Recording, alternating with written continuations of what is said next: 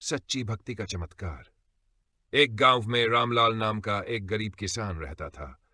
वह भगवान के प्रति बहुत श्रद्धावान था और हर दिन सच्चे मन से भजन कीर्तन करता था। लेकिन उसकी आर्थिक स्थिति बहुत कमजोर थी।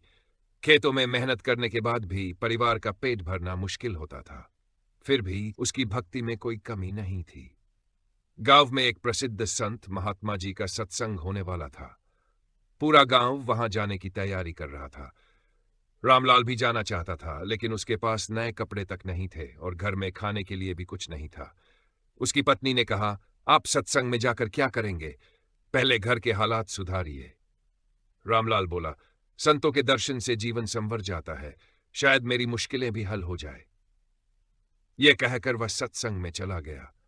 संत महात्मा जी ने प्रवचन में कहा, भगवान अपने भक्त की हर चिंता का ध्यान रखते हैं।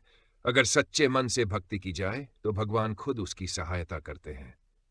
रामलाल ने यह सुना और सोचा, शायद मेरे लिए भी कोई चमत्कार हो जाए। सत्संग समाप्त होने के बाद वह घर लौट आया। जब उसने दरवाजा खोला तो उसकी पत्नी हैरान थी। उसने कहा, रामलाल, तुमने किसी से पैसे उधार लिए क्या? रामलाल चौंक गया। नहीं तो, क्यों पूछ रही हो? पत्नी ने बताया, जब तुम सत्संग गए थे तभी कोई व्यक्ति आया और उधार अनाज, कपड़े और पैसे देकर चला गया। मैंने पूछा कि वे कौन हैं, तो उन्होंने बस इतना कहा, रामलाल की भक्ति का फल उसे मिलना ही चाहिए। रामलाल की आंखों में आंसू आ गए। वह समझ गया कि यह सब भगवान की कृपा है।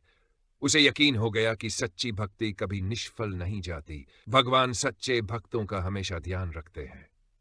सत्संग में आकर जो सुनते हैं, अगर उसे जीवन में उतारें तो चमत्कार होना निश्चित है।